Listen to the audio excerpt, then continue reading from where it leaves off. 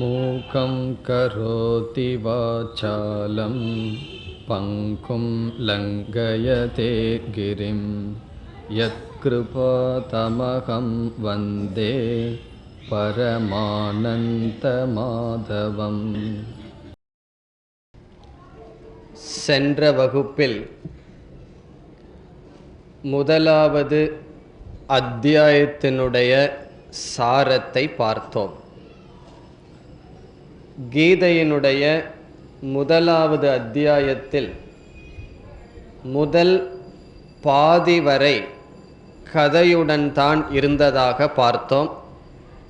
காரணம், மகாபாரத கதைக்கு மத்தியில் கீதை வருவதால் முதல் பகுதி கதையுடன் இருந்தது. பிறகு கடைசி பகுதியில் அர்ஜுனனுடைய மனதானது விவரிக்கப்பட்டது. அர்ஜுனனுடைய மனதில் 3 விதமான பாவனைகள் வருகின்றதாக பார்த்தோம். ஒன்று, அவனுடைய மனதில் முதலில் வந்த பாவனை என்றால் உணர்வு. பீஷ்மர், துரோணர் இவர்கள் மீது பற்று. அதை சமஸ்கிருதத்தில் ராகக என்று பார்த்தோம். இந்த பற்று வந்தவுடன் அவர்கள் அழியப் போகின்றார்கள் என்று அவன் நினைத்ததனால், அதற்கு தானே காரணமாக இருக்க வேண்டிய சூழ்நிலையும் வந்து அமைந்ததனால், பற்றை தொடர்ந்து அவனுக்கு சோகம், அதாவது துயரம் வந்தது. மனம், ஆசை, துயரம் இந்த இரண்டுக்கும் உட்படும் பொழுது புத்தியானது தன்னுடைய செயலை இழந்து விடுகின்றது. ஆகவே அவனுடைய புத்தியில் மோகம் ஏற்பட்டது. மோகம் என்றால் புத்தியில் மயக்கம், எது சரி எது தவறு என்று தெரியாத நிலை. இதுதான் முதலாவது அத்தியாயம். அர்ஜுனனுடைய மனதில் பற்று, சோகம், மயக்கம். சமஸ்கிருதத்தில் கூறினால் ராகக, சோகக, மோகக. இந்த 3 நிலையும் வந்து அவன் தேர்தட்டில் அமர்ந்து விட்டான் என்பதுடன் முதலாவது அத்தியாயம் முடிவடைந்தது. இன்று நாம் 2வது அத்தியாயத்திற்குள் செல்ல வேண்டும். பகவத்கீதை புஸ்தகம் கொண்டு வந்திருப்பவர்கள் இப்பொழுது 2வது அத்தியாயத்தை பாருங்கள். ஏன்னா முதலாவது அத்தியாயத்தை மாதிரியே நம்ம கதையாக சொல்லிட்டு போக மாட்டோம். இதற்கு பிறகு முக்கியமான ஸ்லோகங்களை நாம் பார்த்து பொருள் பார்ப்போம். ஆகவே பகவத்கீதை புஸ்தகம் கொண்டு வருவது நல்லது. இன்று கொண்டு விடாவிட்டால் பரவாயில்லை, அடுத்த வகுப்பிலிருந்து கொண்டு வரலாம். இந்த 2வது அத்தியாயம் எப்படி துவங்குகின்றது என்றால், முதலாவது அத்தியாயத்தினுடைய முடிவில் சஞ்சயன் பேசினான். சஞ்சயன் என்பவன் ஞான திருஷ்டியினால் போர்க்களத்தில் நடப்பதை பார்த்து குருட்டு அரசனான திருதராஷ்டிரனுக்கு கூறி வருகின்றான். இந்த அர்ஜுனனுடைய நிலையை கூறியதற்கு பிறகு இப்பொழுது 2வது அத்தியாயம் சஞ்சயன் கூறுகின்றான், இவ்விதம் சோகப்பட்ட அர்ஜுனனுக்கு பகவான் கீழ்கண்ட வார்த்தையை பேசினார் என்று 2வது அத்தியாயம் துவங்குகின்றது. தம் ததா கிருபயா விஷ்டம். அர்ஜுனனை வர்ணிக்கின்றார். அர்ஜுனனுடைய மனம் எப்படி இருக்கின்றதாம்? கிருபா, கிருபா என்றால் பாசம், ஆவிஷ்டம் என்றால் பாசத்தினால் மூடப்பட்டவனாக, பற்றினால் மூடப்பட்டவனாக, அஸ்ரு பூர்ணா குலேக்ஷணம். அவனுடைய கண்களில் நீர் ததும்பி விடுகின்றது. இது ஒரு க்ஷத்திரியனுடைய லட்சணம் அல்ல. போர்க்களத்தில் அழுதுட்டு இருப்பது என்பது க்ஷத்திரியனுடைய தர்மம் அல்ல. இப்பொழுது அர்ஜுனன் க்ஷத்திரியனாகவே இல்லை, முழுமையாக அவனுடைய மனதில் மாற்றம் ஏற்பட்டு விட்டது. ஆகவே அஸ்ரு என்றால் கண்ணீர். அவனுடைய கண்களில் கண்ணீர் நிறைந்து இருக்கின்றது. அவனுடைய மனம் எப்படி இருந்ததாம்? சஞ்சயன் கூறுகின்றான், விஷீதந்தம். விஷீதந்தம் என்றால் துயரப்பட்டுள்ளது, அவனுடைய மனம் துயரப்பட்டுள்ளது, கண்களில் நீர் ததும்பி இருக்கின்றது, இரக்கம் என்கின்ற குணத்தினால் போர்த்தப்பட்டவனாக இருக்கின்றான். அப்படிப்பட்ட அர்ஜுனனுக்கு மதுசூதனக வாக்கியம் உவாச்ச. மதுசூதனக பகவானுக்கு ஒரு பெயர். மது என்ற அரக்கனை கொன்றவர். ஆகவே அப்படிப்பட்ட மதுசூதனன் கீழ்கண்ட வார்த்தையை கூறினார் என்று முதல் ஸ்லோகம் 2வது அத்தியாயத்தில் சஞ்சயன் பேசுகின்றான். சஞ்சயன் யாரிடம் கூறுகின்றான்? திருதராஷ்டிரன் என்ற அரசனிடம் கூறுகின்றான். பிறகு அடுத்த 2 ஸ்லோகங்கள் பகவான் பேசுகின்றார். ஸ்ரீ பகவான் உவாச்ச. உவாச்ச என்றால் சொன்னார் என்று பொருள். ஸ்ரீ பகவான் என்றால் ஸ்ரீ பகவான் உவாச்ச, ஸ்ரீ பகவான் பேசினார். இங்கு முதல் 2 ஸ்லோகங்களில் இப்பொழுது பகவான் பேசுகின்றார். இந்த கீதையில் பகவான் பேச ஆரம்பிக்கின்ற முதல் இடம் இங்குதான். 1வது அத்தியாயத்தில் பகவான் என்ன செய்து கொண்டிருந்தார்? பேசாமல் இருந்தார். அர்ஜுனன் தான் பேசிக்கொண்டு இருந்தான். முதலில் சஞ்சயன் வர்ணித்தான் அங்கிருக்கின்ற சூழ்நிலைகளை. பிறகு அர்ஜுனன் தன்னுடைய மனதை வர்ணித்தான், தன்னுடைய சோகத்தை வர்ணித்தான். பகவான் பேசவே கிடையாது. அது மட்டுமல்ல, அர்ஜுனன் வாதம் செய்கின்றான் பகவானிடம். நாம் இந்த யுத்தம் செய்யக்கூடாது, இந்த யுத்தம் செய்தால் வர்ண சங்கிரகம் வரும், தர்மங்களெல்லாம் நஷ்டமடைந்துவிடும் என்றெல்லாம் வாதம் செய்யும் பொழுது பகவான் ஒரு வார்த்தையும் பேசவில்லை.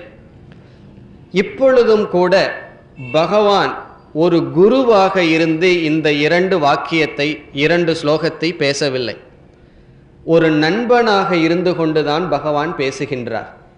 ஆகவே 2வது அத்தியாயத்தில் 2-3 ஸ்லோகங்களில் பகவான் பேசினாலும் பகவான் ஒரு அர்ஜுனனுக்கு நண்பனாக இருந்துதான் பேசுகின்றாரே தவிர ஒரு குருவாக இருந்து பகவான் பேசவில்லை. அதற்கு காரணம் என்னவென்றால், அர்ஜுனன் இன்னும் சிஷ்யனாக மாறவில்லை. இப்போ அர்ஜுனன் ஒரு நண்பனாக இருக்கின்றான். அர்ஜுனனுடைய மனதில் தான் ஒரு மாணவன், பகவான் ஒரு குரு என்கின்ற பாவனை தோன்றவில்லை. ஆகவே பகவானும் ஒரு நண்பனிடம் எப்படி பேசுவோமோ அப்படியே சாதாரணமாக பேசுகின்றார். பகவான் எப்படி ஆரம்பிக்கின்றார்?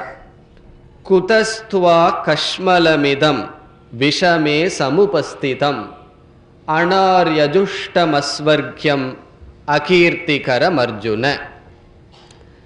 அதாவது ஒரு நண்பன் ஒரு இக்கட்டான நிலையில் சோர்ந்து இருந்தால் நாம் என்ன பேசுவோம்? அதைத்தான் பகவான் பேசுகின்றார். இந்த நெருக்கடியான சூழ்நிலையில் உனக்கு எப்படி இப்படி ஒரு மனம் வந்தது என்றுதான் பகவான் கேட்கின்றார். குதக கஷ்மலமிதம். கஷ்மலம் என்றால் அழுக்கு.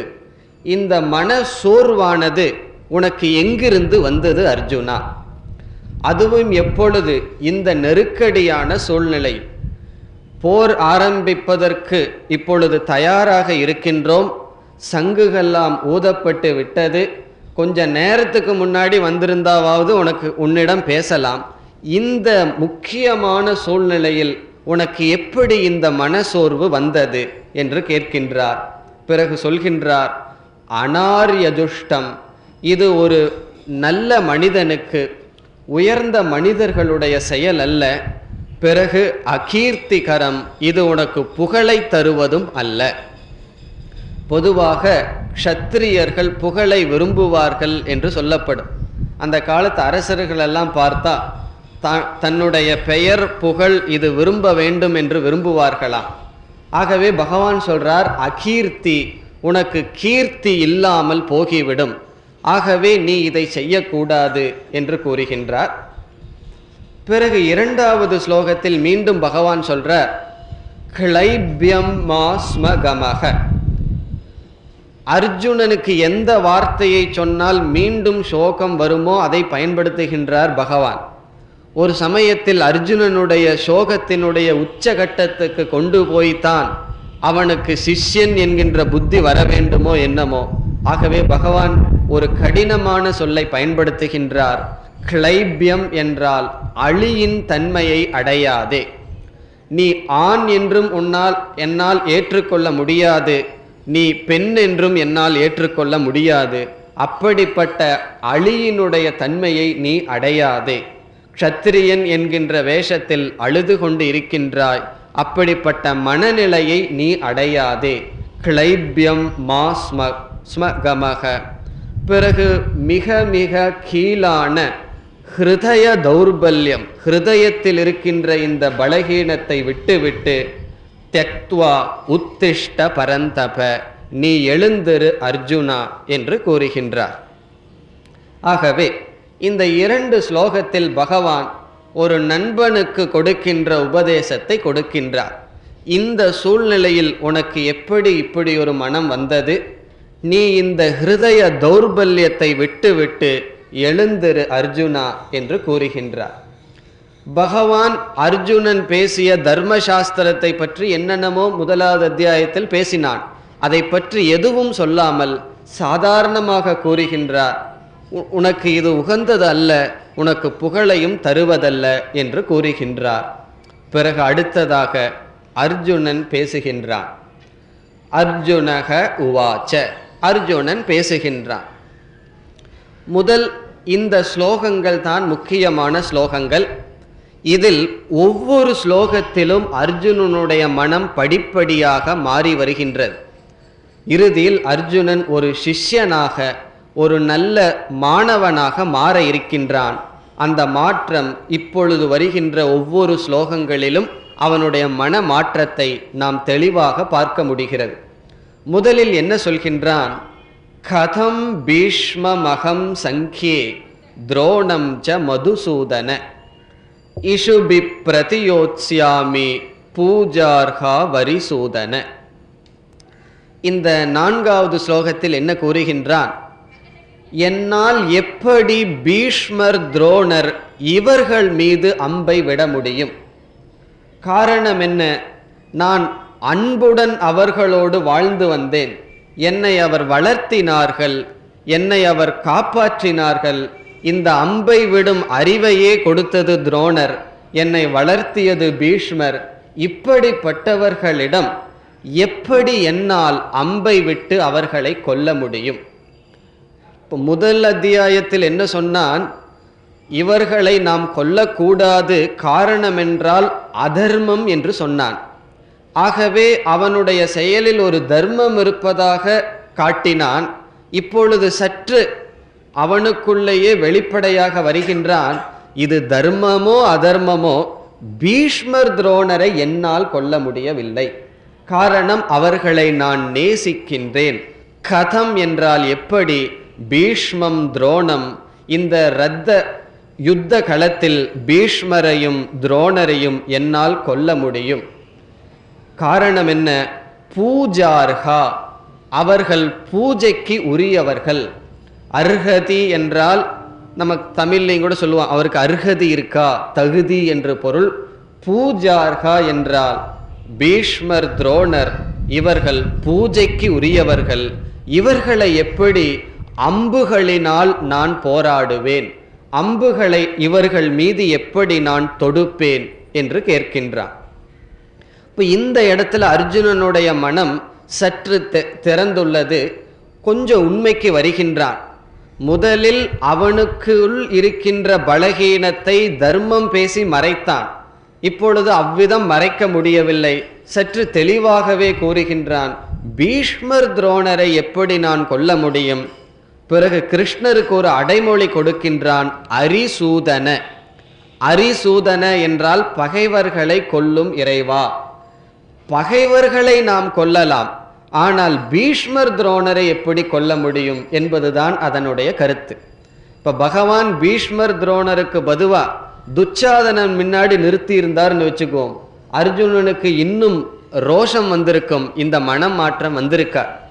ஆகவே நமக்கு அநியாயம் செய்பவர்களை நாம் கொல்லலாம், பீஷ்மர் துரோணர் பகைவர்கள் அல்ல, பூஜார்ஹா, அவர்கள் பூஜைக்கு உரியவர்கள், அவர்களை எப்படி கொல்லுதல்?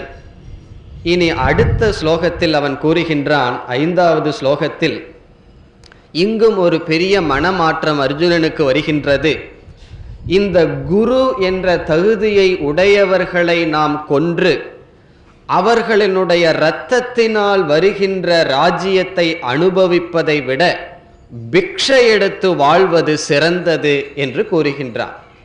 இது ஒரு முக்கியமான ஒரு மனமாற்றம் அர்ஜுனனுக்கு வந்தது. அதாவது பைக்ஷச்சரியம், பைக்ஷமபி லோகே, இந்த உலகத்தில் பிக்ஷை எடுத்து வாழ்வதே சிறந்தது. இந்த குரு மகான்களையும் ஆசிரியர்களையும் கொன்று இரத்தம் கலந்த இந்த ராஜ்யத்தை அனுபவிப்பதற்கு பதிலாக நான் பிக்ஷை எடுத்து வாழ்வதற்கு தயாராகின்றேன் என்று கூறுகின்றான். ஒரு சந்நியாசிக்கு முதல் தகுதி என்னவென்றால் பிக்ஷை எடுப்பதற்கு தயாராவதுதான். எனக்கு இப்படிப்பட்ட உணவு வேண்டும் என்று எண்ணாமல் அந்த கூச்சத்தை விட்டு பிக்ஷை எடுப்பதுதான் சந்நியாசியினுடைய மனநிலை. அந்த மனநிலைக்கு அர்ஜுனன் வருகின்றான். நான் பிக்ஷை எடுத்தாவது வாழ்ந்து கொள்கின்றேன், இவர்களை கொன்று இந்த சுகபோகத்தை நான் அனுபவிக்க விரும்பவில்லை. இனி 6வது ஸ்லோகத்தில் அர்ஜுனன் கூறுகின்றான், எந்த அர்ஜுனன் 1வது அத்தியாயத்தில் இவர்களை நாம் கொல்லக்கூடாது என்று தர்மம் பேசினானோ அதே அர்ஜுனன் கூறுகின்றான், கிருஷ்ணா, இப்பொழுது எனக்கு ஒரு கருத்து புரியவில்லை.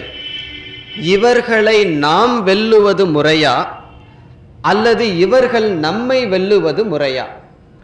இவர்களை நாம் போர்க்களத்தில் வெல்ல வேண்டும் என்பது நம்முடைய கடமையா அல்லது இவர்களே வென்று கொள்ளட்டும் என்று விட்டு செல்வது தர்மமா? எனக்கு புரியவில்லை. இதில் யார் வெற்றி பெற வேண்டும் என்று எனக்கு புரியவில்லை என்று கூறுகின்றான். பிறகு இனி ஒன்றை கூறுகின்றான், யானேவ ஹத்வா ந ஜிஜீவிஷாமக, நான் யாரை கொன்றதற்கு பிறகு நான் உயிர் வாழ விரும்பவில்லையோ அவர்கள் என் முன்னாடி நிற்கின்றார்கள் என்று கூறுகின்றான். யாரை நான் கொன்றதற்கு பிறகு எனக்கே வாழ விருப்பம் இருக்காதோ அவர்கள் அல்லவா என்னுடைய முன் நிற்கிறார்கள். ஆகவே எனக்கு தெரியவில்லை, ந வித்மக என்று கூறுகின்றான். எனக்கு தெரியவில்லை, இதில் நாம் வெற்றி கொள்ள வேண்டுமா அல்லது அவர்கள் வெற்றி கொள்ள வேண்டுமா என்று கூறுகின்றான். பிறகு 7வது ஸ்லோகம் இந்த 2வது அத்தியாயத்தில் முதல் பகுதியில் முக்கியமான ஸ்லோகம். அந்த ஸ்லோகத்திற்கு பொருள் பார்ப்போம். அதில் தான் அர்ஜுனன் முழுமையாக சரணடைந்து கூறுகின்றான், நான் உங்களுடைய சிஷ்யன், நீங்கள் எனக்கு உபதேசத்தை செய்யுங்கள் என்று கூறுகின்றான். இதுவரை அர்ஜுனன் சிஷ்யனாக மாறவே இல்லை, பகவானும் குருவாக மாறவில்லை. அவரும் ஒரு நண்பனாக இருந்தார். இப்பொழுது அர்ஜுனனுடைய மனதில் ஒரு மாற்றம் வருகின்றது. அந்த ஸ்லோகமானது, கார்பண்ய தோஷோ உபகத ஸ்வபாவக பிருச்சாமி த்வாம் தர்மசம் மூடசேதாக யத்ஸ்ரேயஸ்யான் நிஷ்சிதம் ப்ரூஹி தன்மே சிஷ்யஸ்தேகம் ஷாதிமாம் த்வாம் பிரபன்னம். இந்த ஸ்லோகத்தில் தான் அர்ஜுனன் முழுமையாக தன்னை சரணடை வைக்கின்றான் பகவானிடம். அவன் கூறுகின்றான், இப்பொழுது நான் எப்படிப்பட்டவனாக இருக்கின்றேன் என்றால், கார்பண்யம் என்கின்ற தோஷத்தினால் நான் சேர்ந்தவனாக இருக்கின்றேன். கார்பண்யம் என்றால் இரக்கம் அல்லது பாசம். இந்த பாசம் என்கின்ற தோஷத்தினால் நான் மூடப்பட்டவனாக இருக்கின்றேன். கார்பண்ய தோஷ உபகத ஸ்வபாவக. ஸ்வபாவக என்றால் தன்மை. நான் எப்படிப்பட்ட தன்மையாக இருக்கின்றேன்? இந்த பீஷ்மர், துரோணர் இவர்கள் மீது எனக்கு ஏற்பட்டுள்ள பற்று, ஆசை, காமம் என்கின்ற தோஷத்தினால் மூடப்பட்டவனாக நான் இருக்கின்றேன். அது மட்டுமல்ல, தர்மசம் மூடச்சேதாக, அவன் தன்னையே கூறுகின்றான், நான் ஒரு மூடனாக இருக்கின்றேன். சிஷ்யனுக்கு இருக்க வேண்டிய ஒரு முக்கியமான தகுதியே இதுதான். எனக்கு எல்லாமே தெரியும், அவர் என்ன சொல்றார், எனக்கு தெரிஞ்சதை தானே சொல்ல போறார், அல்லது அவர் சொல்றத நம்ம தெரிஞ்சதோட வெரிஃபை பண்ணிக்கலாமேன்னு சொன்னா அது சரியான புத்தி அல்ல. எனக்கு ஒன்றும் தெரியாது என்று மனதை திறந்து வைப்பதுதான் சிஷ்யனுக்கு இருக்க வேண்டிய முக்கியமான லட்சணம். இப்பொழுது அந்த லட்சணம் அர்ஜுனனுக்கு வருகின்றது. நான் சம்மூட சேதாகா, சேதஸ் என்றால் புத்தி, மூடன் என்றால் நான் புத்தியில் ஒரு மூடனாக இருக்கின்றேன். எந்த விஷயத்தில்? தர்ம, எனக்கு எது தர்மம் எது அதர்மம் என்று தெரியவில்லை. எந்த அர்ஜுனன் தர்மம் இது அதர்மம் இது என்று வாதாடினானோ அப்பொழுது பகவான் பேசாமல் இருந்தார். இப்பொழுது அர்ஜுனன் கூறுகின்றான், எது எனக்கு சரி எது எனக்கு தவறு என்று தெரியவில்லை.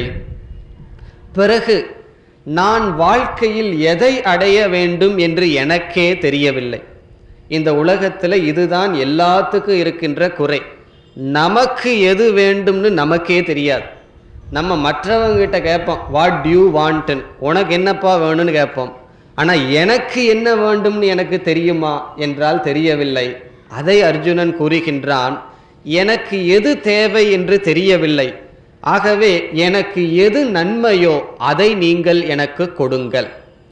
எது ஸ்ரேயக, இங்க ஸ்ரேயஸ்ங்கிற வார்த்தையை அர்ஜுனன் பயன்படுத்துகின்றான். உபனிஷத்தில் பயன்படுத்தப்பட்ட வார்த்தை ஸ்ரேயஸ் என்றால் நன்மை. எனக்கு எது நன்மையோ அதை எனக்கு நீங்கள் சொல்லுங்கள், அதை எனக்கு கொடுங்கள். இப்போ நம்ம கோயிலில் போய் பகவான்கிட்ட ஒரு பெரிய லிஸ்ட்டை வச்சு பேசிகிட்டு இருப்போம். பகவானே எனக்கு இதை கொடு அதை கொடு இதுன்னு பேசிகிட்டு இருப்போம். இப்போ பகவானுக்கு தெரியாதா? அல்லது நம்ம முடிவு பண்ணி வச்சுட்டோம் எனக்கு இதெல்லாம் தான் வேணும்னு சொல்லி. ஆனால் உண்மையான பக்தன், எனக்கு என்ன வேண்டும் என்று எனக்கே தெரியாது, அது உனக்கு என்னை விட நன்கு தெரியும். எனக்கு உண்மையில் எது தேவை என்று தெரியவில்லை.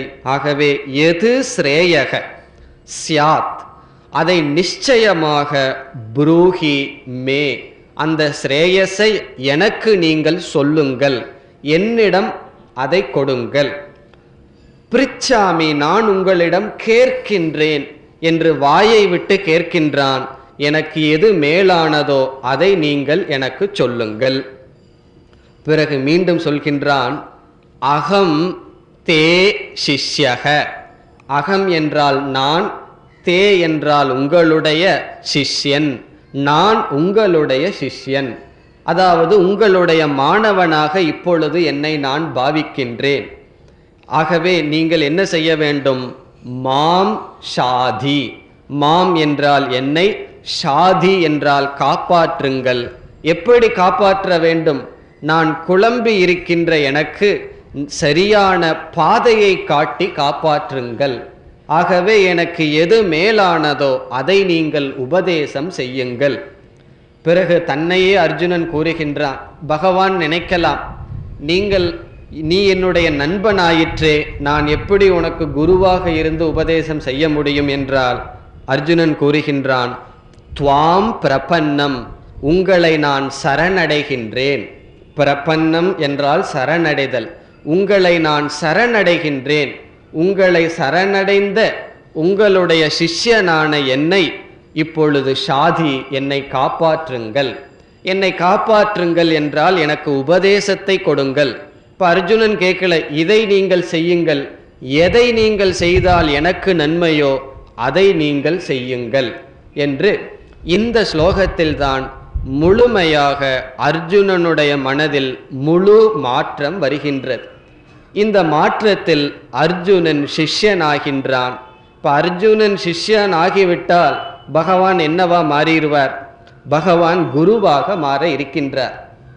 இப்போ ரொம்ப பேர்த்துக்கு ஒரு கவலை அல்லது ஒரு கேள்வி, ஒரு நல்ல குருவை எப்படி நம்ம அடையிறது? ஒரு நல்ல குரு கிடைக்கணும்னா என்ன செய்யணும்னா, இப்போ இந்த இடத்துல நமக்கு ஒரு விடை கிடைக்கின்றது. ஒரு நல்ல குரு வேணும்னா நல்ல சிஷ்யனாக நாம் மாறிவிட்டால் போதும், நல்ல குரு நமக்கு கிடைத்துவிடும். இப்போ அர்ஜுனனுக்கு நல்ல ஒரு குரு எப்பொழுது கிடைச்சதுன்னா, பகவானோடையே தான் அவன் காலம்பூரா இருந்தான். ஆனால் குரு அவனுக்கு கிடைக்கவில்லை. எந்த நொடியில் அவன் சிஷ்யனாக மாறினானோ அதே நொடியில் அவனுக்கு குருவானவர் கிடைத்தார். ஆகவே குரு கிடைக்கணும்னு சொன்னால் நம்ம ஒரு கஷ்டமும் பட வேண்டாம். நம்மை நாம் தகுதிப்படுத்தி கொண்டால் அது இயற்கையினுடைய திட்டம், அந்த அறிவை நமக்கு கொடுப்பதற்கு. ஆகவே இப்பொழுது அர்ஜுனன் தன்னுடைய மனம் சோகத்திற்கு உட்பட்டுள்ளது. நான் உங்களுடைய சிஷ்யன், நீங்கள் எனக்கு உபதேசம் செய்ய வேண்டும் என்று கூறுகின்றான். பிறகு அடுத்த 8வது ஸ்லோகத்திலும் வேறொரு கருத்தை அர்ஜுனன் கூறுகின்றான். அவன் கூறுகின்ற கருத்து என்னவென்றால், இப்பொழுது ஒரு விதமான சோகம், அதாவது துயரம் என்னுடைய மனதிற்கு வந்துள்ளது. இந்த துயரத்தை நீக்குவதற்கான உபாயம், மார்க்கம் எனக்கு தெரியவில்லை. இந்த உலகத்தில் இருக்கின்ற அனைத்து ராஜ்யத்தையும் நான் அடைந்தாலும் என்னுடைய சோகத்தை இது நீக்கும் என்று தெரியவில்லை என்று கூறுகின்றான். அதாவது இந்த பூமியில் இருக்கின்ற நிலம் மட்டுமல்ல, தேவலோகத்துக்கு சென்று தேவலோகத்தையும் நான் வென்றுவிட்டு எனக்கு பகைவர்களே இல்லாத மிக செழிப்பான ஒரு ராஜ்யத்தை நான் அடைந்தாலும் அவைகள் என்னுடைய சோகத்தை நீக்கும் என்று நான் பார்க்கவில்லை என்று கூறுகின்றார். இது மேலோட்டமா பார்த்தா சாதாரணமான கருத்தாத்தான் தெரியும். ஆனால் இதிலும் ஒரு ஆழ்ந்த கருத்து இருக்கின்றது. இப்பொழுது எதுவரை இந்த உலகம் நமக்கு சுகத்தை கொடுக்கும், என்னுடைய துயரத்தை இந்த உலகம் நீக்கும்னு நினைச்சிட்டு இருக்கிறோமோ, அது வரைக்கும் நம்ம என்ன பண்ணிட்டு இருப்போம்? இந்த உலகத்திற்குள் செல்வோம். இப்போ ஒருவன் முடிவு செய்கின்றான், என்னுடைய கஷ்டத்துக்கு பணம் இல்லாதது தான் காரணம், பணம் வந்து விட்டால் என்னுடைய துயரம் நீங்கிவிடும் என்று ஒருவன் முடிவு செய்கின்றான். அப்படி என்றால் அவனுடைய வாழ்க்கையில் லட்சியம் எதுவாக இருக்கும்? காரணம், அவன் பணத்தில் தன்னுடைய துயரத்துக்கான நீக்கும் காரணத்தை பார்க்கின்றான். அல்லது என்னை சுற்றியும் சில மனிதர்கள் வந்துவிட்டால், உறவினர்கள் வந்துவிட்டால் என்னுடைய துயரம் நீங்கும் என்று முடிவு செய்தால் அவன் எதற்கு முயற்சி செய்வான்? உறவுகளை சேர்ப்பதில் முயற்சி செய்வான். இந்த பதவியை நான் அடைந்து விட்டால் அது போதும் என்று நினைத்தால் அவனுடைய முயற்சி அதில் இருக்கும். ஆகவே நமக்கு துயரம், மனக்குறைவு இருக்கின்றது. இந்த துயரத்தை நீக்குவதற்கு எது உபாயம், எது மார்க்கம் என்று நாம் நிச்சயம் செய்கின்றோமோ அதை அடைவதற்கு முயற்சி செய்வோம். இந்த உலகத்தில் பெரும்பாலானோர் தன்னுடைய கஷ்டத்துக்கு பணம் இல்லாததுதான் காரணம் என்று முடிவு செய்கிறார்கள். ஆகவே அவர்களுடைய வாழ்க்கை எப்படி இருக்கின்றது? அதை அடைவதற்காகவே வாழ்க்கை பயன்படுத்தப்படுகின்றது. பிறகு 70 வயது அல்லது 60 வயது ஆனதற்கு பிறகு பணம் இல்லாதப்போ துயரத்தோடு இருந்தான், சைக்கிளில் போயிட்டு துயரமா இருந்தான். பணம் வந்தாச்சு, காண்டஸா காரில் போயிட்டு இருக்கான், அவனுக்கு துயரம் இல்லையா என்றால் துயரம் இருக்கின்றது. அப்போ பணமே இல்லாதப்போ மனதில் துயரம் இருந்தது, ஆசை, பொறாமை, கோபம் இதெல்லாம் இருந்தது.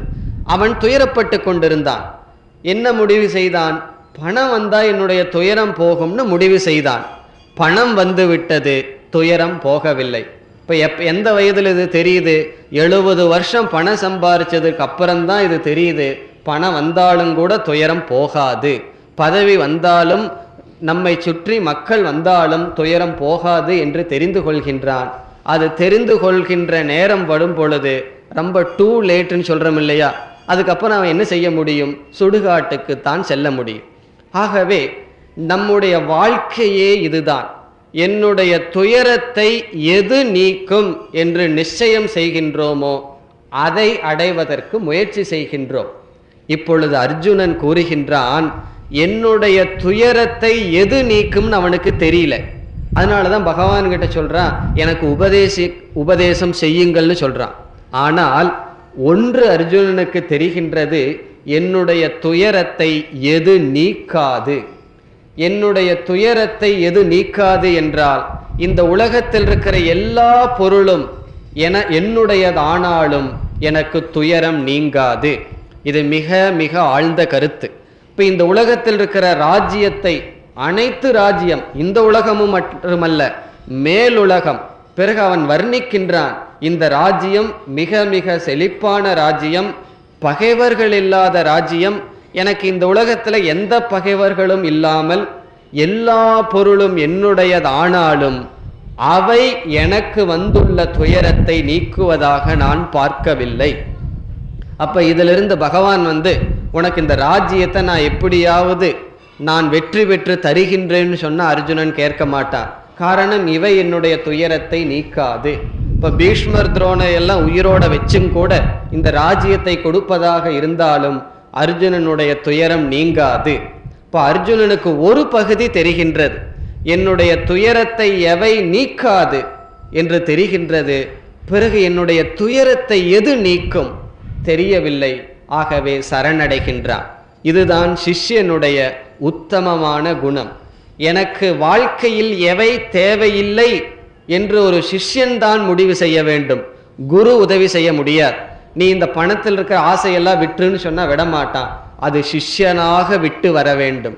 இப்ப சிஷ்யன் குருவிடம் வரும் பொழுது என்ன நிச்சயத்துடன் வர வேண்டும் என்றால், இந்த பொருளோ பணமோ என்னை திருப்திப்படுத்தாது என்ற நிச்சயம் இருக்க வேண்டும். அதே சமயத்தில் நான் எதனால் நிறைவடைவேன் என்றும் அவனுக்கு தெரியாமல் இருக்கும். அப்பொழுது குருவானவர் உபதேசத்தை செய்வார். இந்த ஒரு நல்ல மனநிலையை இந்த கடைசி 2 ஸ்லோகத்தில் அர்ஜுனன் அடைகின்றான். அதாவது 7, 8 இந்த 2 ஸ்லோகங்கள் அர்ஜுனனுடைய மனமாற்றத்தை குறிக்கின்ற ஸ்லோகங்கள். இதில் எந்த ஒரு அரசனாக இருந்த அர்ஜுனன் இப்பொழுது சாதாரண மனிதனாக மாறி ஒரு சிஷ்யனாக என்ன நடக்கின்றது என்று கூறுகின்றான். அங்கு என்ன நடக்கின்றது? இவ்விதம் அர்ஜுனன் பகவானிடம் சொல்லிவிட்டு, நான் யுத்தம் செய்ய மாட்டேன் கோவிந்தா என்று கூறிவிட்டு அமைதியாக இருந்து விட்டான். இப்ப முதல் ஸ்லோகத்துல சஞ்சயன் 9வது ஸ்லோகத்தில் என்ன சொல்றார்?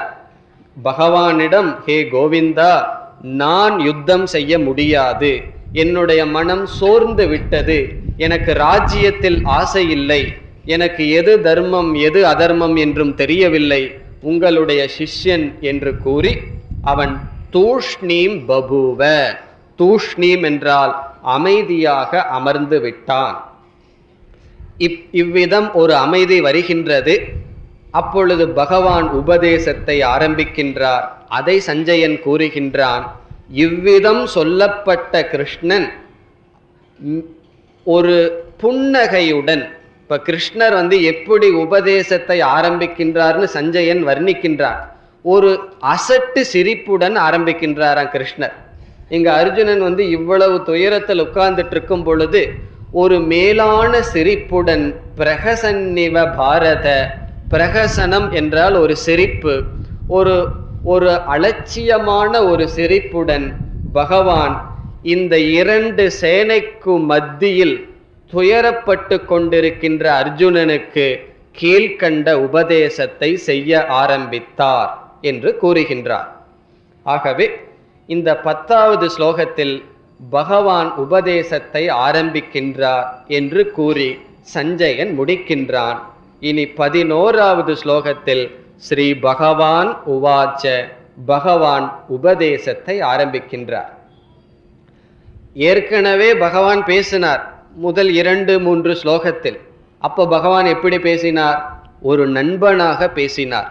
காரணம், அர்ஜுனன் ஒரு நண்பனாக இருந்தான். பிறகு சில ஸ்லோகங்களுக்குள் ஒரு பெரிய மனமாறுதல் வந்துவிட்டது. நம்ம வாழ்க்கையில சில பேர்த்த பார்க்கலாம். சிலர் ஒரு விதமா வாழ்ந்து கொண்டே இருப்பார்கள், திடீரென்று மனம் மாற்றம் வந்திருக்கும். சாஸ்திரம் கீதைன்னு எல்லாம் கேட்க ஆரம்பிப்பார்கள். பார்க்குறவங்களுக்கு கொஞ்ச நாளைக்கு முன்னாடி ரவுடியா சுத்திட்டு இருந்தா இன்னைக்கு கீத புஸ்தகத்தை எடுத்துட்டு போறானேன்னு சொன்னா மனம் எப்பொழுது வேண்டுமானாலும் மாறலாம். அப்படி ஒரு பெரிய மனமாற்றம் அர்ஜுனனுக்கு வந்து விட்டது. அந்த மனமாற்றம் வந்தவுடன் சிஷ்யனாக மாறினான். அர்ஜுனன் சிஷ்யனாக மாறிய நிமிடமே பகவான் குருவாக இருந்து உபதேசத்தை ஆரம்பிக்கின்றார். ஆகவே கீதையினுடைய துவக்கம் 2வது அத்தியாயத்தில் 11வது ஸ்லோகத்திலிருந்து தான். இதுவரை முகவுரை அல்லது சிஷ்யனுடைய மனதை சொல்வது, கதை, இவைகள். இனி 11வது ஸ்லோகத்தில் தான் பகவான் உபதேசத்தை ஆரம்பிக்கின்றார். இப்ப கீதா உபதேசம் துவங்குகின்ற இடம் இது. இப்ப பகவானுடைய உபதேசத்தை பார்ப்பதற்கு முன் இதுவரை நாம் பார்த்த கருத்திலிருந்து சில தத்துவங்களை பார்ப்போம். இப்ப நம்ம சென்ற வகுப்புல முதல் அத்தியாயத்தை பார்த்தோம். இப்ப இதுவரை நாம் 10 ஸ்லோகங்களை பார்த்தோம். இரண்டாவது அத்தியாயத்தில் முதல் 10 ஸ்லோகங்களும் முகவுரையோடு சேர்ந்து இருக்கின்றது. இதிலிருந்து சில கருத்துக்களை பார்த்துவிட்டு பிறகு நாம் பகவானுடைய உபதேசத்திற்கு போவோம். முதலாவது உபதேசத்திலேயே பகவான் கீதையினுடைய முழு சாரத்தையும் கூற இருக்கின்றார். அதை நாம் சற்று விளக்கமாக பிறகு பார்ப்போம். வேதாந்தம் என்பது பரம்பொருளை பற்றிய விசாரம் செய்கின்ற ஒரு தத்துவ நூல். வேதத்தினுடைய கடைசி பகுதியில் அமைந்துள்ளதைத்தான் வேதாந்தம்னு சொல்றோம். அங்க இந்த கர்மத்தை செய், அந்த கர்மத்தை செய் நல்லா இருக்காது. தத்துவ விசாரம் செய்யப்படும். குரு சிஷ்யன் கேள்வி பதிலாக விசாரம் செய்யப்படும். அப்படிப்பட்ட வேதாந்த கருத்தை உபதேசம் செய்வதுதான் பகவத்கீதையினுடைய குறிக்கோள். அதாவது ஒருவன் மோட்சத்தை அடைய, இறைவனை பற்றிய அறிவை அடைய கொடுக்கப்படுகின்ற நூல். அப்படி இந்த நூல் இருக்கும் பொழுது எதற்கு கதைகள்? நம்ம கதையெல்லாம் பார்த்தோமே போன வகுப்புலையும். இப்பெல்லாம் அர்ஜுனன் இப்படி பண்ணா, பீஷ்மர், துரோணர், இந்த கதையெல்லாம் எதற்கு? இந்த கதையை கூறுவதனால் நமக்கு என்ன பலன் கிடைக்கின்றது என்று இப்பொழுது சுருக்கமாக பார்ப்போம். இது மட்டுமல்ல, கீதையில் மட்டுமல்ல, வேறு சில உபனிஷத்திற்குள் சென்றால், உபனிஷத் என்பது வேதத்தில் வருகின்ற கடைசி பகுதியில் அமைந்துள்ள தத்துவ நூட்கள். அங்கேயும் பார்த்தோம்னா ஆரம்பத்தில் ஒரு சிஷ்யனுடைய பெயர் இருக்கும், குருவினுடைய பெயர் இருக்கும், கொஞ்ச நேரம் கதை தான் போகும். சில உபனிஷத்தில் எடுத்துட்டோம்னா கதையே ரொம்ப நேரம் போகும். பிறகு தத்துவமானது துவங்கும். இந்த கதையினுடைய குறிக்கோள் என்ன? இந்த கதையினால நமக்கு என்ன பிரயோஜனம்? கீத வகுப்பு ஆரம்பிச்சோம்னா முதல் வகுப்பு சில பேருக்கு நல்லா இருக்கிற மாதிரி இருக்கும். ஏன்னா பீஷ்மருங்கிற வார்த்தை வருது, துரோணர்னு வருது, கதை கேட்கிறோம். ஆனா தத்துவ விசாரம் இருக்கிறவங்களுக்கு என்ன கதை கேட்கறக்கா நம்ம வந்தோம்னு தோணும்.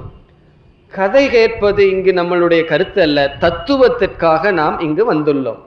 அப்படி இருக்கும் பொழுது எதற்கு கதை என்றால், இந்த கதையினுடைய முதல் குறிக்கோள் குருவையும் சிஷ்யனையும் ஒன்று சேர்ப்பதுதான் கதையினுடைய முதல் குறிக்கோள். இப்ப இவ்வளவு நேரம் நம்ம கதை பார்த்தோமே, இந்த கதையில நமக்கு கடைசியில என்ன கிடைச்சதுன்னா, அர்ஜுனன் ஒரு சிஷ்யன் கிடைத்தான், பகவான் என்று ஒரு குரு கிடைத்தார். ஆகவே குருவையும் சிஷ்யனையும் சேர்த்து வைப்பதுதான் கதையினுடைய தாத்பரியம். ஒரு குரு சிஷ்யன் வந்ததுக்கு அப்புறம் நம்ம என்ன செய்யணும்? கதையை எல்லாம் விட்டுறணும். கதையை நம்ம பிடித்து கொண்டு இருக்கக்கூடாது. நிஜமாலுமே போர்க்களத்துல நடந்துதா? இவங்க 2 பேரும் பேசிட்டு இருக்கிற வரைக்கும் மற்றவங்க எல்லாம் என்ன பண்ணிட்டு இருந்தாங்க? இவ்வளவு கீதை உபதேசம் பண்ணும்போது மற்றவர்கள் எல்லாம் சும்மா இருந்தார்களா? இந்த கேள்விக்கு இடமே கிடையாது. இதுக்கு ஏதாவது நம்ம பதில் சொல்லலாம். அதாவது அர்ஜுனன் நின்ற இடம் நோ மேன்ஸ் லேண்ட்னு சொல்லுவார்கள். அந்த இடம் யாருக்குமே சொந்தமில்லாத இடம், புறம்போக்குன்னு நம்ம ஊர்ல சொல்றது. அது யாருக்குமே சேராத இடம். அந்த இடத்தில் இருக்கும்போது யுத்த தரும்பப்படி யாரும் போர் செய்யக்கூடாது. ஆகவே அந்த நேரத்துல இருந்து பகவான் வார்த்தை ரூபமாக ஒரு உபதேசமாக கீதையை செய்திருக்கலாம். வியாச பகவான் அதை ஸ்லோகமாக எழுதியிருக்கலாம். இந்த மாதிரி ஸ்லோகமா பகவான் சொன்னார்னு பொருள் அல்ல. இப்படியெல்லாம் நாம் பேசலாம். ஆனால் இவைகளெல்லாம் சற்று பக்குவம் வந்தவர்களுக்கு அவசியம் இல்லை. ஏதோ குழந்தைகிட்ட வேணா சொல்லிட்டு இருக்கலாமே தவிர, சாஸ்திர தத்துவத்தை படிக்க வருகின்ற நமக்கு இந்த கதை உண்மையா நடந்ததா என்பதே நமக்கு முக்கியமல்ல. இந்த கதையினுடைய முதல் தாத்பரியம், முதல் கருத்து குரு சிஷ்யன் இவர்கள் 2 பேரையும் சேர்ப்பதுதான். பிறகு இரண்டாவது கருத்து என்னவென்றால், இரண்டாவது கருத்து என்றால் இரண்டாவது பிரயோஜனம். இந்த மாதிரி கதைகள் ஆரம்பத்தில் இருப்பதனுடைய பலன், இரண்டாவது பலன், ஒரு சிஷ்யனுடைய மனநிலையை நம்மால் புரிந்து கொள்ள முடியும். இந்த கதையை நம்ம படிச்ச காரணத்தினால தானே அர்ஜுனனுடைய மனநிலையை நாம் புரிந்து கொண்டுள்ளோம். இப்ப அர்ஜுனனுடைய மனநிலையை புரிந்து கொள்வதனுடைய பலன் அப்படிப்பட்ட மனநிலை நமக்கும் வந்திருக்கின்றதா என்று பார்க்கலாம். இப்ப நமக்கும் பணத்தை சம்பாதிக்கிறதுனால நம்மளுடைய வாழ்க்கையில் குறிக்கோள் அல்ல, எந்த பொருளும் என்னை நிறைவுபடுத்தாதுன்னு ஒருவருடைய மனதில் ஒரு உணர்வு இருந்ததுன்னு சொன்னா, இதை படித்தவுடன் மனசுல என்ன தோணும்? இதே உணர்வு தானே எனக்கும் இருக்கின்றது என்ற உணர்வு நமக்கு வரும். அப்படி இல்லை என்றாலும் அந்த உணர்வை நாம் வரவழைத்து கொள்ள வேண்டும். ஆகவே கதையினுடைய இரண்டாவது பலன், சிஷ்யனுடைய மாணவனுடைய தகுதிகளை நாம் தெரிந்து கொள்கின்றோம். அந்த தகுதிகளை தெரிந்து கொண்டால் சில தகுதிகள் நம்மிடம் ஏற்கனவே இருக்கலாம், சில தகுதிகள் இல்லை என்றால் அந்த தகுதிகளை நாம் அடைய வேண்டும். இப்ப அர்ஜுனனுக்கு என்ன தகுதி இருந்தது? ஒரு பெரிய தகுதி இருந்தது, மனதை திறந்து வைக்கின்ற தகுதி. அது பெரிய தகுதி. அதாவது ஒருவரிடம் சென்று நீங்கள் சொல்வதை நான் கேட்கின்றேன் என்றால் அகங்காரம் இருக்கும் வரை கேட்க முடியாது. ஒருவருடைய சொல்லை கேட்க வேண்டுமென்றால் நம்முடைய மனம் திறந்து இருக்க வேண்டும். அப்படிப்பட்ட மனநிலை அர்ஜுனனுக்கு இருந்தது. ஆகவே அப்படிப்பட்ட மனநிலையை நாம் பெற வேண்டும். பிறகு அர்ஜுனன் சொன்னான் 8வது ஸ்லோகத்துல, என்னுடைய துயரத்தை எந்த பொருளும் நீக்கிவிடாது, எந்த பதவியும் என்னுடைய துயரத்தை நீக்காது என்று அவன் உணர்ந்தான். அதே போல் நாமும் உணர வேண்டும். இந்த குணத்தை தான் வேதாந்த சாஸ்திரத்தில் வைராகியம் என்று சொல்கின்றோம். வைராகியம் என்று சொன்னால், இந்த உலகம் என்னுடைய துயரத்தை நீக்காது, என்னுடைய மன அமைதி வேண்டுமென்றால் அது என்ன என்று எனக்கு தெரியாமல் இருக்கலாம், ஆனால் இவைகளிலிருந்து எனக்கு மன அமைதி இல்லை என்கின்ற ஒரு நிச்சயம்தான் வைராகியம். இப்போ இப்படிப்பட்ட குணங்கள் எல்லாம் அர்ஜுனனுக்கு இருந்தது என்று நாம் பார்க்கும் பொழுது நாம் என்ன செய்ய வேண்டும்? இப்படிப்பட்ட குணங்கள் நம்மிடம் இருக்கும், சற்று குறைவாக இருக்கலாம், அதை நாம் வளர்த்தி கொள்ள வேண்டும். நம்மளுடைய மனதில் ஏற்கனவே விதவிதமான சாஸ்திரங்களை எல்லாம் படிச்சிருக்கோம். படித்து விதவிதமான தத்துவ நூல்களை எல்லாம் படித்து ஏற்கனவே சில முடிவு பண்ணி வச்சிட்டோம். அப்படி முடிவு செய்து வைத்திருந்தால் கீதா சாஸ்திரம் படிப்பதற்கு அதுவே தடையாக இருக்கும். ஆகவே நம்மளுடைய மனம் திறந்த மனமாக இருக்க வேண்டும். நம்ம ஏற்கனவே பல தத்துவ கருத்துக்கள் படித்திருக்கலாம். அவைகளை எல்லாம் சாஸ்திரம் கேட்கின்ற காலத்தில் ஓர் இடத்தில் வைத்துவிட்டு நம்முடைய மனதை திறந்த மனமாக வைக்க வேண்டும்.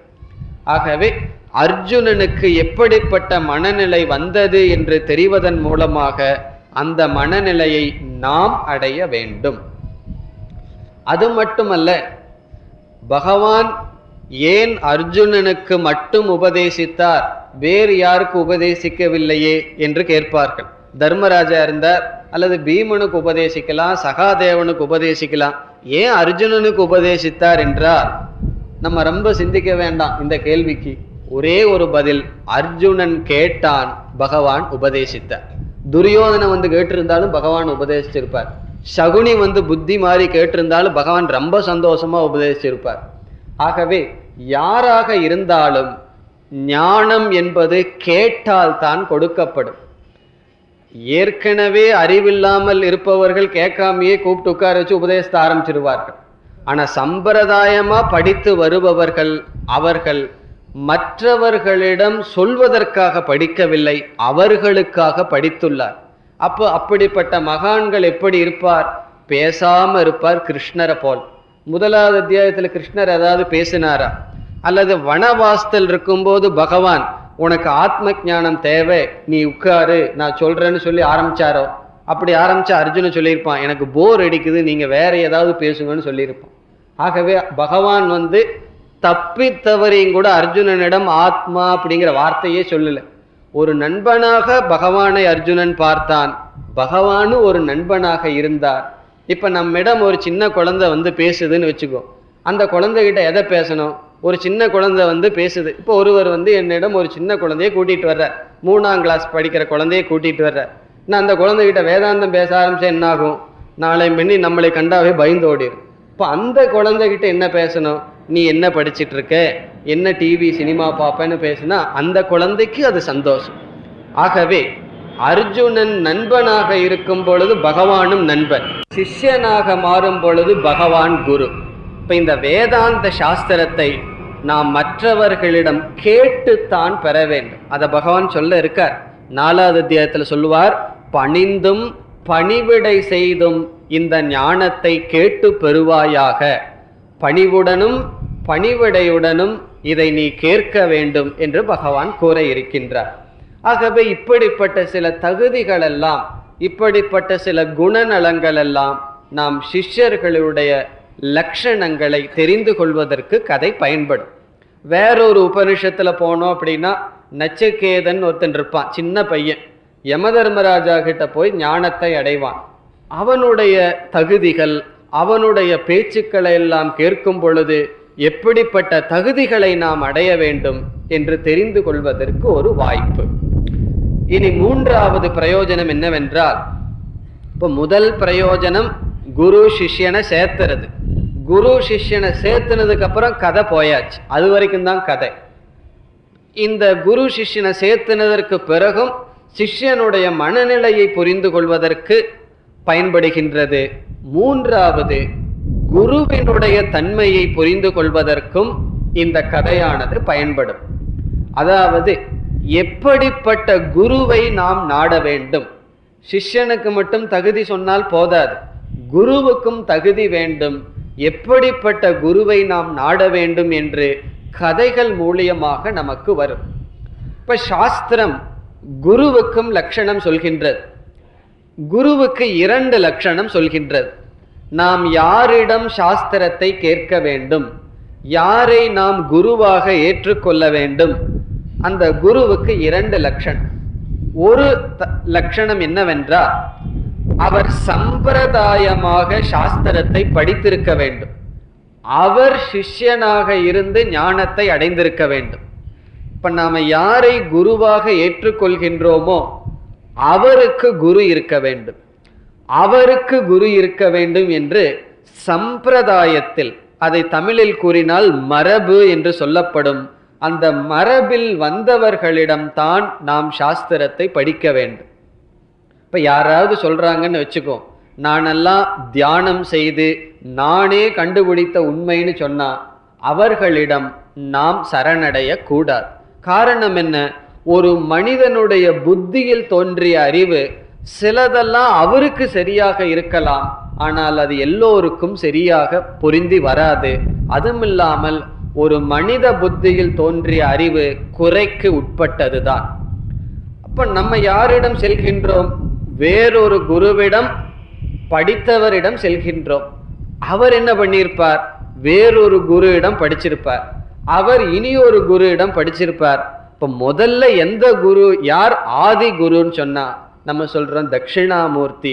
இந்த இறைவனிடமிருந்தே இந்த பரம்பரையானது வருகின்றது. இப்ப ஆதி குரு, முதல் குரு யாருன்னு சொன்னா நம்ம சொல்ல முடியாது. இப்ப யாராவது என்னிடம் முதல் குரு யாருன்னு நீங்க சொல்லித்தான் ஆகணும்னா நான் ஒரு கேள்வி கேட்பேன். முதல் பெற்றோர் யார்? உங்களுடைய அப்பாவுடையன்னு போன யார் முதல் பெற்றோர்னு நீங்க சொல்லுங்க. யாரை சொல்லணும்? பகவானை தான் சொல்லணும். பகவானிடமிருந்து தான் எல்லாம் வந்தார்கள். ஆகவே இந்த அறிவும் இறைவனிடமிருந்தே வந்துள்ளது. அப்படி சம்பிரதாயப்படி சாஸ்திரம் படித்தவர்களை நாட வேண்டும். ராமாயணத்துல பார்த்தாலும் மகாபாரதத்துல பார்த்தாலும் பகவான் கிருஷ்ணர் குருகுலத்திலிருந்து படிச்சிருக்கார். கிருஷ்ணருடைய குருவினுடைய பெயர் சாந்தீபனி. அந்த முனிவரிடம் அவர் படித்துள்ளார். அதே போல் ராமனும் வசிஷ்டரிடம் குருகுலத்தில் படித்துள்ளார். பிறகு 2வதாக, முதல் தன்மை சம்பிரதாயப்படி அவர்கள் வந்திருக்க வேண்டும். 2வது லட்சணம் குருவுக்கு இருக்க வேண்டியது, அவருடைய வாழ்க்கை அவர் உபதேசம் செய்கின்றபடி அமைய வேண்டும். இதை பிரம்மனிஷ்டம் என்று சொல்லப்படுகின்றது. பிரம்மனிஷ்டா என்றால் அந்த தத்துவத்தில் அவர் நிலை பெற்று இருத்தல் என்று 2 விதமான லட்சணம் கதைகள் மூலமாக அல்லது வேதாந்தத்திற்கு அறிமுகமாக இந்த லட்சணமானது நமக்கு கிடைக்கின்றது. இப்ப 3 பிரயோஜனம் பார்த்தோம். 1, கதையின் மூலமாக குரு சிஷ்யன் சேர்த்து வைக்கப்படுகின்றது. சிஷ்யனுடைய தன்மைகளை நாம் அறிந்து கொள்கின்றோம். அதை அறிந்து கொள்றதுனால பிரயோஜனம் இல்லை, அதை அறிந்து நாம் வளர்த்தி கொள்ள வேண்டும். மூன்றாவதாக அந்த குருவினுடைய லட்சணத்தையும் அறிகின்றோம். இனி இறுதியாக நான்காவதாக என்ன பிரயோஜனம் என்றால், எந்த ஒரு வேதாந்த கருத்தும் குரு சிஷ்யனுடைய உபதேசமாகவே இருப்பதனால் இந்த வேதாந்தத்தை அல்லது தத்துவத்தை நாம் கேட்க வேண்டுமே தவிர நாம படிக்க கூடாது. இதை நம்மளாக படிச்சோம்னா தப்பு கிடையாது. ஒன்று புரியாது, புரியாவிட்டால் பரவாயில்லை, தவறாக புரிந்து கொள்வோம். ஒன்று புரியாம போனா பரவாயில்ல, தப்பா புரிஞ்சுட்டோம் அப்படின்னா பிரச்சனை என்னன்னா, தப்பா புரிஞ்சதுக்கு அப்புறம் குரு கிட்ட போறாருன்னு வச்சுக்குவோம். குருவுக்கு ரெண்டு வேலை. முதல்ல தப்பா புரிஞ்சதை நீக்கணும், அதுக்கப்புறம் புதுசா புரிய வைக்கணும். ஒண்ணுமே புரியாம போனா குருவுக்கு ரொம்ப சுலபம். இப்போ ஒரு போர்டில் கண்டதெல்லாம் கிறுக்கி வச்சிருக்குன்னு வச்சுக்குவோம். ஆசிரியருக்கு ரெண்டு வேலை. முதல்ல அதை துடைக்கணும், பிறகு எழுதணும். போர்டு சுத்தமா இருந்தா எப்படி இருக்கும்? ஆசிரியர் நேரடியா எழுத ஆரம்பிச்சிடலாம். ஆகவே நம்ம ஒண்ணுமே படிக்காம இருந்தோம் அப்படின்னா குருவுக்கு காரியம் ரொம்ப சுலபம். இப்போ உங்களில் யாராவது எனக்கு தத்துவமே ஒன்றும் தெரியாது, கீதை உபனிஷத் ஒண்ணுமே தெரியாதுன்னு சொன்னா அவர்கள்தான் உத்தமமான அதிகாரிகள். ஏன்னா சொல்றதெல்லாம் அப்படியே உள்ள போகும். ஏதாவது படிச்சு கரடு முரடா தெரிஞ்சு வச்சிருந்தோம்னா தான் பிரச்சனை. ஏன்னா தப்பான கருத்தை நீக்கி சரியான கருத்து உள்ள போகணும். இப்ப சரியான கருத்து கொஞ்சம் போராட்டத்தோடு தான் மனசுக்குள்ள போகும். தூய்மையான மனதாக இருந்தால் நேரடியாக செல்லும். ஆகவே இந்த கதையினுடைய இனியொரு தாத்பரியம் என்னவென்றால், இந்த ஞானத்தை காது வழியாக கேட்க வேண்டுமே தவிர, கேட்டால் தான் புரியுமே தவிர இதை நாம் படிப்பதனால் புரிந்து கொள்ள முடியாது. அப்படின்னா நாளையிலிருந்து கீதை புஸ்தகத்தையே எடுக்க மாட்டேன் அப்படின்னு பொருள் அல்ல. கீதையை பாராயணம் பண்ணலாம், இதை நாம் ஓய்வு கிடைக்கும் பொழுது படிக்கலாம். ஆனால் இதை படிப்பதை காட்டிலும் அதிகமாக நாம் கேட்க வேண்டும், கேட்டுத்தான் புரிந்து கொள்ள வேண்டும். கேட்டு புரிந்து கொண்டதற்கு பிறகு கீதையை பாராயணம் செய்தல், படித்தல், இவைகளெல்லாம் நன்மையை தரும். ஆகவே இந்த முதல் அத்தியாயம், இரண்டாவது அத்தியாயம் 10 ஸ்லோகங்கள், இவைகளெல்லாம் கீதை என்கின்ற தத்துவ நூலுக்கு ஒரு அறிமுகம். இப்படிப்பட்ட சிஷ்யன், இப்படிப்பட்ட மனநிலையுடைய மாணவன் இப்படிப்பட்ட குருவை அடைந்தார்.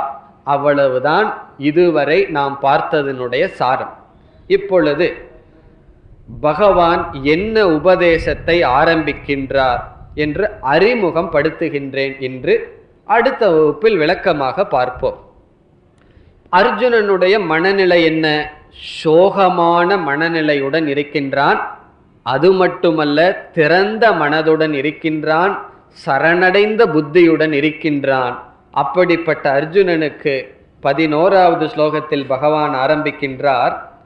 அசோச்யான் அன்வசோச்சஸ்துவம் பிரக்ஞாவாதாம்ச்ச பாஷசே கதாசோ நகதாசோம்ச்ச நானு சோச்சந்தி பண்டிதாகா. இந்த 11வது ஸ்லோகம்தான் முழு பகவத்கீதையினுடைய சாரம். எப்படி ஆரம்பிக்கின்றார்னு சொன்னா, அர்ஜுனா துயரப்பட வேண்டிய அவசியமே இல்லை என்று ஆரம்பிக்கின்றார். இந்த கீதையை பகவான் எப்படி முடிக்கின்றார் என்றால், 18வது அத்தியாயத்தில் 66வது ஸ்லோகத்துல தான் பகவத் தத்துவத்தை முடிப்பார். அதற்கு பிறகு சில ஸ்லோகங்கள் வரும். அங்கு பகவான் எப்படி முடிப்பார் என்றால், மா சுச்சக சர்வதர்மான் பரித்யஜ்ய, எல்லாவற்றையும் விற்று என்னிடம் சரணடை, சோகப்படாதே, சோகப்பட வேண்டிய அவசியமில்லை என்று முடிப்பார். இப்ப எப்படி ஆரம்பிக்கின்றார்? துயரப்பட வேண்டிய அவசியமில்லை என்று ஆரம்பித்து முழு கீதையை உபதேசித்து, ஆகவே நீ துயரப்பட வேண்டாம் என்று முடிக்கின்றார். இப்ப முழு கீதையே என்ன சாரத்தை உடையது? மனதில் உள்ள துயரத்தை நீக்குவதுதான் இந்த பகவத்கீதையினுடைய சாரம். இப்ப பகவான் எப்படி சொல்றார்? அசோச்சியான், அசோச்சியான் என்றால் துயரத்திற்கு யோக்கியமில்லாத விஷயத்தை குறித்து, துயரப்பட வேண்டிய அவசியமில்லாத விஷயத்தை குறித்து துவம் அனுசோச்சக அன்வசோச்சக நீ துயரப்படுகின்றாய். இப்படித்தான் ஆரம்பிக்கின்றார். துயரப்படுவதற்கு அர்ஹதை இல்லாத விஷயத்தில், துயரப்பட வேண்டாத விஷயத்தில் நீ துயரப்படுகின்றாய். அதே சமயத்தில் முதலாவது அத்தியாயத்தில் என்ன செய்தாய்? பிரக்ஞா வாதாம்ச பாஷசே, நீ ஞானியை போலும் பேசுகின்றாய். நீ ஞானியை போல் பேசுகின்றாய், ஆனால் துயரமும் படுகின்றாய். பிறகு ஞானிகள் யார்? பண்டிதாக. இங்க பகவான் ஞானிக்கு பண்டிதன்கிற வார்த்தையை பயன்படுத்துறார். நம்ம லோக்கல்ல பண்டிதன்கிறதுக்கு வேற அர்த்தம். அவர் ஹிந்தி பண்டிட், அவர் சான்ஸ்கிரிட் பண்டிட்னு சொல்லுவோம், அது அல்ல. இங்க பண்டிதன்னு சொன்னா ஞானின்னு அர்த்தம். சங்கரர் விளக்கம் சொல்றார். சமஸ்கிருதத்துல பண்டா என்ற சொல்லுக்கு ஞானம், ஆத்ம ஞானம்னு பொருள். ஆனா அந்த சொல்லை எல்லாம் நம்ம ரொம்ப மதிப்பில்லாம பயன்படுத்திட்டு இருப்போம். அவர் ஒரு பண்டாரம் அப்படின்னு எல்லாம் சொல்லிட்டு இருப்போம். ஆனா சமஸ்கிருதத்துல பண்டா என்றால் ஞானம், பண்டிதாக என்றால் அந்த ஞானத்தை உடையவர், ஆத்ம ஞானத்தை உடையவர். என்ன செய்வார்களாம்? கதாசூன் அகதாசூம்ச, இறந்ததை குறித்தோ இறந்தவர்களை குறித்தோ இருப்பவர்களை குறித்தோ துயரப்பட மாட்டார்கள். பண்டிதர்கள், நம்ம ஞானிகள்ங்கிற வார்த்தையை வச்சுக்கோ. ஞானிகள் கடந்ததை குறித்தோ இருப்பதை குறித்தோ துயரப்பட மாட்டார்கள். ந அனுசோச்சந்தி, அவர்கள் துயரப்பட மாட்டார்கள். அதாவது நம்முடைய துயரத்தை பகவான் ரெண்டா பிரிக்கிறார். நம்ம அதை யோசிச்சு பார்த்தா சரியா இருக்கும். நம்ம எதை குறித்து துயரப்பட்டுட்டு இருப்போம்? இப்போ இருக்கிற விஷயத்தை குறித்து துயரப்படுவோம், அல்லது எப்பவோ நடந்து முடிஞ்சதை வச்சு துயரப்பட்டுட்டு இருப்போம். யாரோ 2 வருஷத்துக்கு முன்னாடி ஒரு வார்த்தையை சொல்லியிருப்பார், அதை நினைச்சிட்டு இப்போ துயரப்பட்டுட்டு இருப்போம், அல்லது இப்போ நடக்கிறத வச்சு துயரப்பட்டுட்டு இருப்போம். ஆகவே கடந்து முடிந்த விஷயத்தில் துயரம், இப்பொழுது இருக்கின்ற விஷயத்தில் துயரம். இங்கு பகவான் சொல்ற இறந்தவர்கள் அல்லது இறந்த விஷயங்கள். அசுன்னு சமஸ்கிருதத்தில் சொன்ன பிராணன் அர்த்தம். கத அசு என்றால் பிராணன் சென்று விட்டது. பிராணன் சென்று விட்ட இறந்தவர்களை குறித்தும் ஞானிகள் துயரப்பட மாட்டார்கள். இப்ப பகவான் என்ன சொல்லணும்? இப்பொழுது உயிரோடு இருப்பவர்களை குறித்தும் சொல்றதுக்கு பொதுவாக என்ன சொல்ற? அகத அசுன்னு சொல்ற. இன்னும் பிராணன் அவர்களை விட்டு போகவில்லை, அவர்களை குறித்தும் துயரப்பட மாட்டார்கள். அப்படின்னா என்ன? ரெண்டா பிரிக்கிறார். ஒரு சிலருக்கு பிராணன் போயிடுது, இனி ஒரு சிலருக்கு பிராணன் இன்னும் போகாம இருக்கு. நம்ம எல்லாம் இப்ப அந்த கேட்டகரியில் இருக்கோம். இன்னும் பிராணன் நம்ம விட்டு போகாம இருக்கு. இப்போ பிராணனை விடாத இருப்பவர்களை என்றால் என்ன?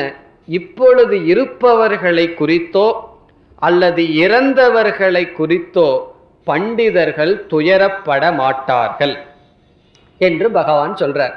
இப்ப இதனுடைய சாராம்சம் என்னவென்றால், ஞானிகள் துயரப்பட மாட்டார்கள்.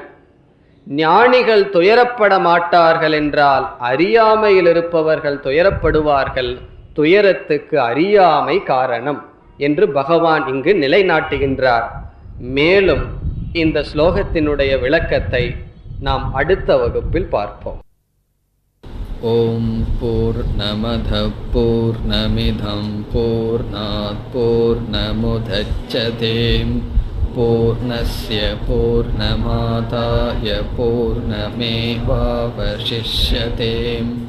ஓம் சாந்தி சாந்தி சாந்தி.